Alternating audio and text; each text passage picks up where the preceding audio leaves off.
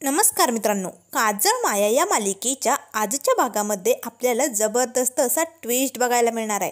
कारण इथे आता आबाच्या हातात काजळ माया या नावाचं पुस्तक पडलेलं असतं आणि हे पुस्तक वाचताच आता पाठीमागचा भूतकाळ आबाला आठवताच काय होणार हे आपल्याला लवकरच बघायला मिळेल। तर मित्रांनो, आजच्या भागामध्ये आपण बघणार आहोत इथे आबा आणि आरुष दोघेही मस्त बाहेर गप्पा मारत असतात। त्याच वेळेस इकडे आबाच्या घरात मात्र आता नानांकडून कंदील खाली पडलेला असतो, त्याला मात्र आग लागलेली असते। आता मात्र आबाला आगीपासनं खूपच भीती वाटत असते। आता आपल्या घरात आग लागलेली बघताच आबा मात्र खूप घाबरते। आता ती त्या आगीकडे एकटक बघत असते। त्याच वेळेस इकडे नानाही आता किचन ओट्याजवळ दबक्या पावलांनी खाली बसतात आणि तिथेच रडत असतात। तेवढ्यात आरुष आता धावतच येतो। आबा मात्र खूपच घाबरलेली असते, लटलट कापत असते।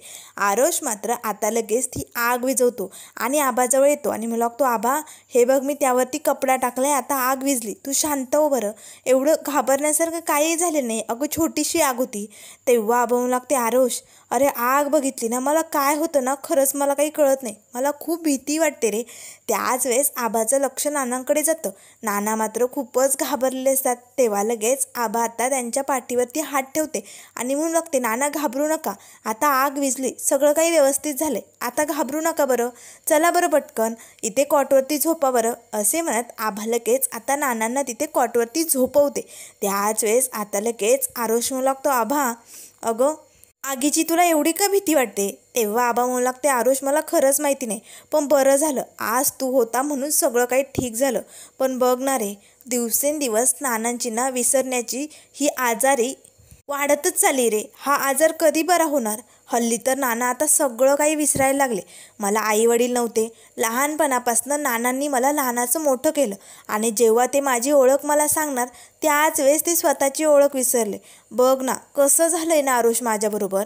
तेव्हा आरुष म्हणू लागते, हे बघ आबा, मी आहे ना तुझ्यासोबत, तुला कसलीही चिंता करायची काळजीच नाही आहे। हे बघ, मी तुला जन्मोजन्मी साथ देणार आहे, आपण दोघांनी ठरवलंय ना, त्यामुळे तू कशाला टेन्शन घेते?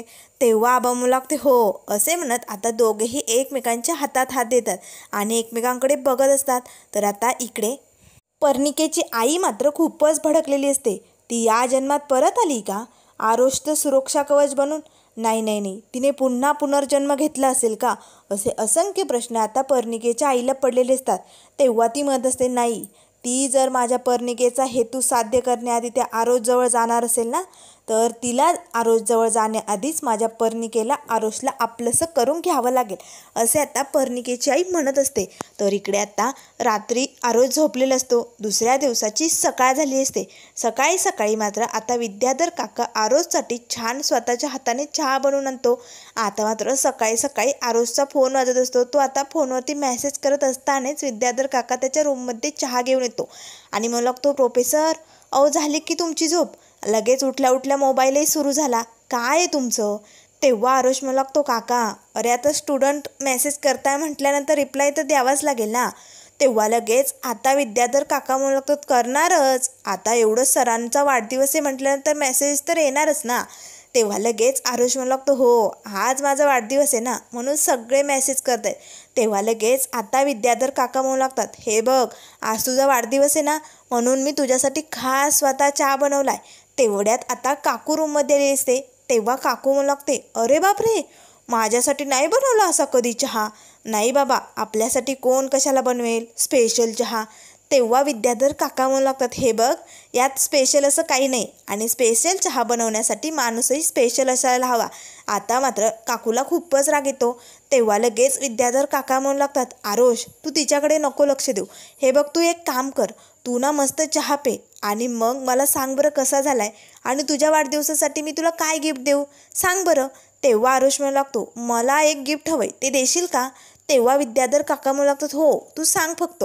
तेव्हा लगेच आता आरुष म्हणू लागतो, हे बघ काकूला तू नेहमी समजावून घेत जा आणि ती म्हणेल तसं करत जा, इथून पुढे तिची एकही कंप्लेंट येता कामा नये। काकू मात्र खूपच खुश होते आणि लागते, वा आरुष एक नंबर भारी। तेवढ्यात आता आरुष म्हणू लागतो, बरं चला मला निघायचंय, मी निघतो, असे म्हणून तो बाहेर येतो।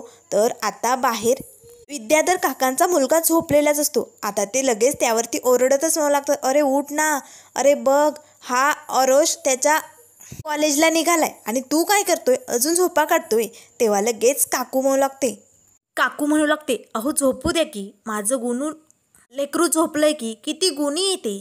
तेव्हा काका म्हणू लागतात, अरे बापरे, लेकरू ठीक होतं, पण गुणी म्हणणं चुकीचं आहे, काम करायला नको त्याला. तेव्हा आरुष म्हणू लागतो, काका अरे जाऊ दे ना, एकदा का तो कामाला लागला ना की त्याला असा वेळ मिळणार नाही रे झोपायला, म्हणून झोपतोय, झोपू दे. तेव्हा विद्याधर काका म्हणू लागतात, आरुष तू त्याला जास्त डोक्यावरती चढवतोय म्हणून एवढे सगळे लाड होत आहेत. त्याच वेळेस आता लगेच इकडे बाहेर आता पेपर आलेले असतो. आरुष मात्र आता पटकन दरवाजा उघडून पेपर घेणार.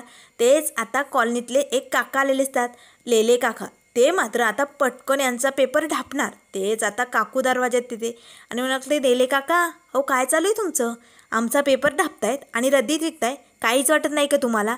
आधी आम्हाला पेपर वाचू द्या, आमचं झालं की आम्ही तुम्हाला आणून देऊया. तेव्हा ते काका म्हणू लागतात, नाही हो वहिनी, मी असा सहज वाकायला गेलो आणि पेपर दिसला मला.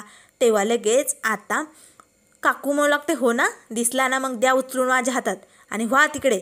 कॉलनीतले सगळे लोक आमचे पेपर ढापायला सुद्धा मागे पुढे बघत नाही, असे म्हणत काकू मात्र चिडलेली असते, ओरडत असते. तेव्हा लगेच आता काका म्हणू लागतात, जाऊ दे ना, अगं त्याची सवय येते, कशाला आरडाओरडा करते. त्याच वेळेस आता लगेच विद्याधर काकांचा मुलगा म्हणू लागतो, किती ओरडताय, माझी झोप मोडते. तेव्हा काकू म्हणू लागते, अरे बापरे, माझ्या लेकराची झोप मोडते ना, सॉरी आज चुकलं माझं, असे म्हणून काकू आतमध्ये निघून जाते. त्याच वेळेस विद्याधर काका लगेच आरुषच्या हातात पेपर देतात आणि म्हणू लागतात, आरुष वाच की पेपर.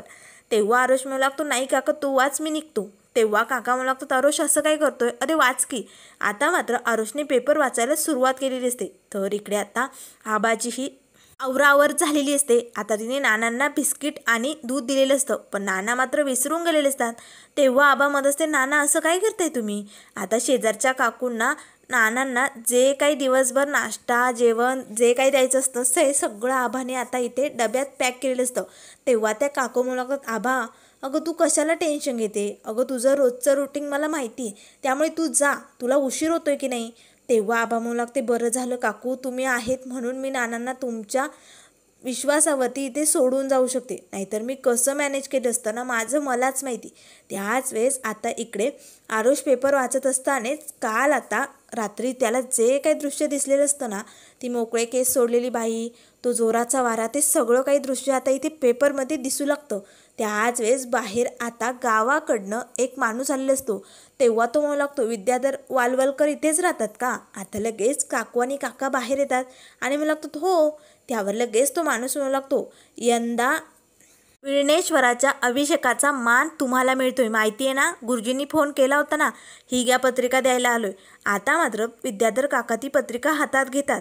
त्यांना मात्र खूप भीती वाटलेली असते. गावाकडे जायचं म्हणजे मोठं संकटच येणार, आता त्यांना याची खूप भीती वाटलेली असते.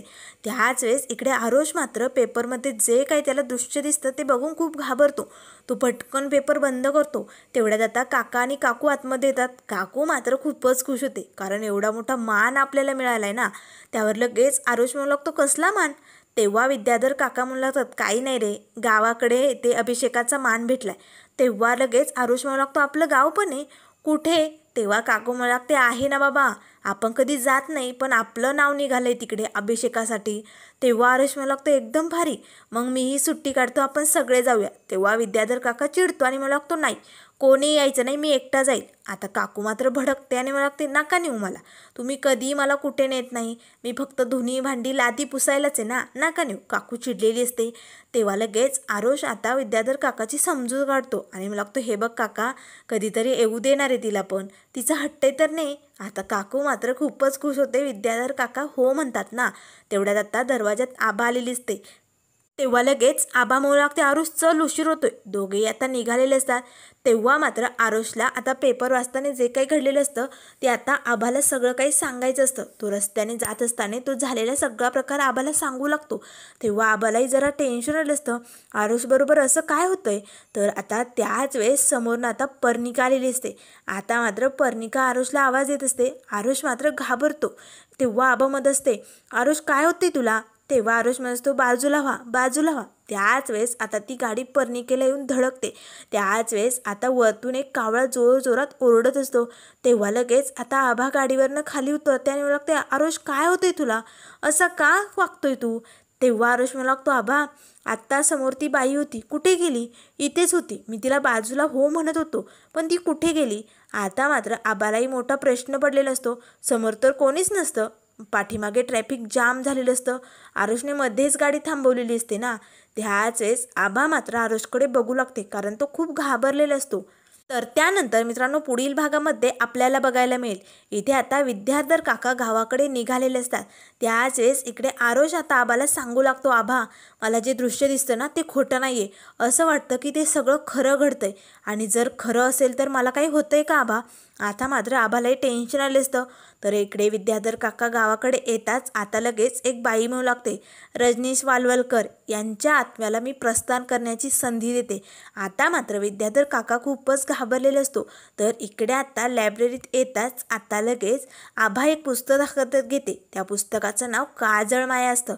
आता ते पुस्तक उघडताच आभाला मात्र पाठीमागचा भूतकाळ आठवणार का, आणि ती आरुषची कशी सुरक्षा करणार हे आपल्याला लवकरच बघायला मिळेल. त्यामुळे मित्रांनो अशाच मालिकेंच्या अपडेट पाहण्यासाठी चॅनलला लाईक करा, सबस्क्राईब करा. व्हिडिओ पाहिल्याबद्दल धन्यवाद.